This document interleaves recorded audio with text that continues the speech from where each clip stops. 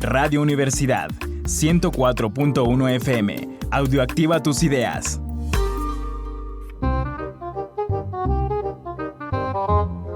Estamos de regreso en su programa Librería del Aire. Soy su servidor Gerardo Segura, transmitiendo en vivo desde la cabina de Radio Universidad, XHUACS 104.1 FM en Saltillo. Radio Universidad en Saltillo.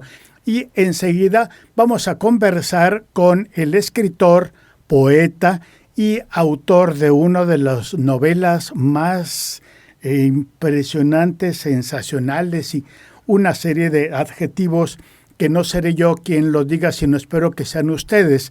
Tengo en la línea al escritor Víctor Palomo, autor de la novela El Pasado, novela que obtuvo recientemente el 12º Premio Nacional de Novela Ignacio Manuel Altamirano. Víctor, ¿cómo estás? Muchas gracias por tomar la llamada de Radio Universidad.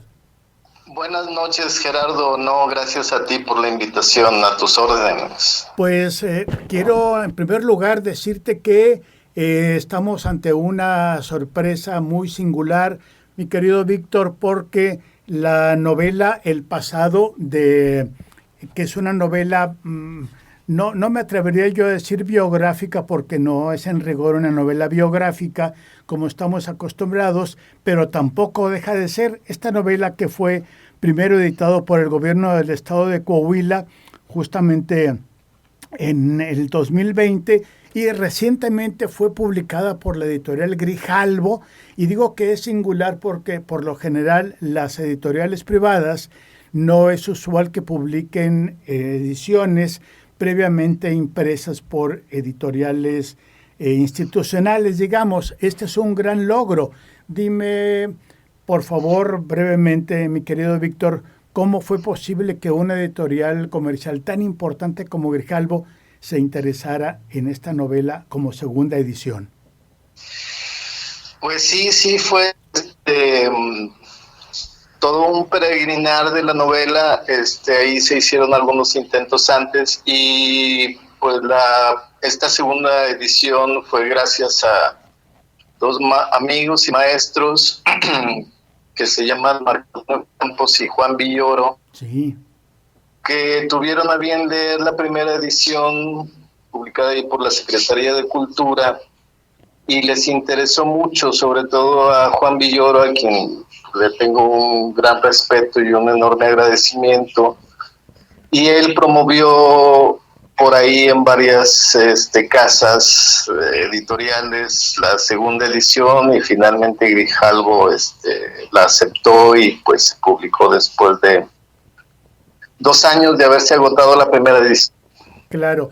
Y el otro acierto, el otro hit de la novela es precisamente que te la haya presentado en México, en la Ciudad de México, Juan Villoro, que es una autoridad fuera de toda duda y que además uno de los expertos, que era quizá el principal experto, y lo digo en pasado, sobre Manuel Acuña, que era Marco Antonio Campos, el Pollo Campos para los amigos, hayan hablado de una manera tan favorable de tu novela, y digo que muy merecidamente, y digo que era uno de los expertos porque ahora tú eres el gran experto, mi querido Víctor. Esta es una novela fascinante. Quisiera que nos hablaras un poco de ella sin espolearla, porque hay que invitar a los amigos a ir a Sambors, aquí en Saltillo, que está aquí ahorita bajo el sello de Grijalbo, está a la venta. ¿Cómo le hiciste? Es una novela que tiene una profunda investigación.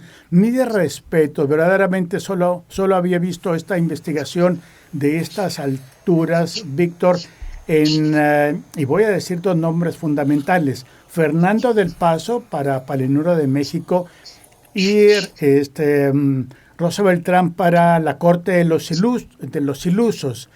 ¿Qué onda con tu obsesión? Llegó a ser obsesión, ¿verdad, Víctor? Sí, mira, precisamente, bueno, antes que nada decirte que Marco Antonio Campos fue una de mis fuentes primarias, sí, primeras y más importantes, ¿no? Yo me acerqué a él ahí por el año 2000 Y él, pues yo conocía sus biografías, sus acercamientos hacia la obra de Manuel Acuña, y él mismo me acercó a otros libros, a una tesis de Vicente Quirarte, Sí. y a un libro que fue fundamental de Cafarel Peralta, el verdadero Manuel Acuña, y entonces por eso pues estoy muy agradecido con ello. Y luego de la obsesión que dices, pues sí se volvió, si empiezas en el año 2000 Sí. y luego ya vas en el 2015 en la misma investigación y con el mismo personaje, pues sí se vuelve como un algo así obsesivo, ¿no? Entonces tomé esa pequeña obsesión que se me había vuelto para transmitírsela a un personaje que fue el que me dio la llave para narrar precisamente todos los hechos de Manuel Acuña que están ahora en el pasado, en la novela. En el pasado, que tomas además la obra de Manuel Acuña, su drama para titular tu novela. Eso como un guiño, ¿no? Mucho eco desde el principio. Fíjate que desde la 1999, 2000, decidí que se llamaría El Pasado sin saber en lo que me iba a meter. Sí. Por este eco que me daba tanto su obra de teatro que se llama El Pasado de Manuel Acuña, Sí. tanto por el tiempo que íbamos a narrar, y al final fueron varios pasados en los que me vi involucrado ahí, de 1864, 1873 y 1917, Sí, sí, sí. que es el año en que regresan los restos de Manuel Acuña de la Ciudad de México a la ciudad de Saltillo. Saltillo, así es. Ahora, una cuestión de curiosidad. Manuel Acuña se fue hace más de 150 años. Sin embargo, sigue vigente, es perfectamente vigente, y a través de tus páginas, Víctor, esa vigencia se demuestra. No por nada se ha agotado esta primera edición, no por nada Villoro y el Pollo Campos se han interesado tantísimo, han encontrado la joya que es la novela, y no por nada Grijalbo decidió publicarla nuevamente a nivel nacional. Mi pregunta es, ¿qué onda con Manuel Acuña? Se fue hace 150 años y sigue tan fresco como si fuese un autor contemporáneo. Sí, bueno, también con sus asegúnes, ¿no? Olvidado así por muchos, denostados por otros. Sí. Pero yo mismo me di cuenta cuando empecé la investigación y busqué a ver quién está estudiando, quién estudió a Acuña, y me encontré un montón de nombres. Sí. Desde muy recién su muerte, como Juan de Dios Pesa, González Lobo, ya te digo, Cafarel Peralta, y empecé a encontrar muchos nombres hasta llegar hasta ese entonces, el 2000, 2010, Sí. en que Vicente Quirarte y Campos también lo traían, porque era algo que no estaba claro con la muerte de Manuel, ¿no? Era una de las interrogantes que se tenían, y no se había, creo yo que no se habían respondido, ¿no? Claro. Sí, y ahora tu investigación es una investigación que te metiste a archivos, a hemerotecas. Esto quien hemos leído la novela lo podemos advertir, y es una novela que no solo recrea una parte de la vida de Manuel Acuña, sino además recrea la vida cotidiana de la Ciudad de México en aquel periodo de la muerte de Acuña, recién salidos el ejército estadounidense propiamente de la Ciudad de México.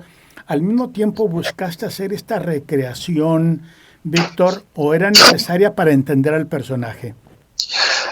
Por supuesto, era absolutamente necesario, y de hecho uno de los primeros ejercicios que hice fue caminar las calles que estaban nombradas en los archivos, ¿no? La investigación fue en libros, en hemerotecas, en periódicos, en mapas, y en la misma Ciudad de México, ¿no? Sí. Por ahí en sus funerales en 1873 se publica en el siglo XIX, un periódico de la Ciudad de México, Sí. el itinerario, la ruta del cortejo fúnebre, ¿no? Entonces, mis ejercicios fueron conocer, caminar y estar ahí, sentarme en cualquier lugar para ver cómo eran esas calles. Por supuesto habían cambiado, pero también la Ciudad de México tiene esa particularidad que en cualquier esquina, en cualquier rincón, te narra un poco de la historia. Aquí nació fulano de tal, esta calle se llamó así, Claro. aquí estuvo el café fulano. Entonces,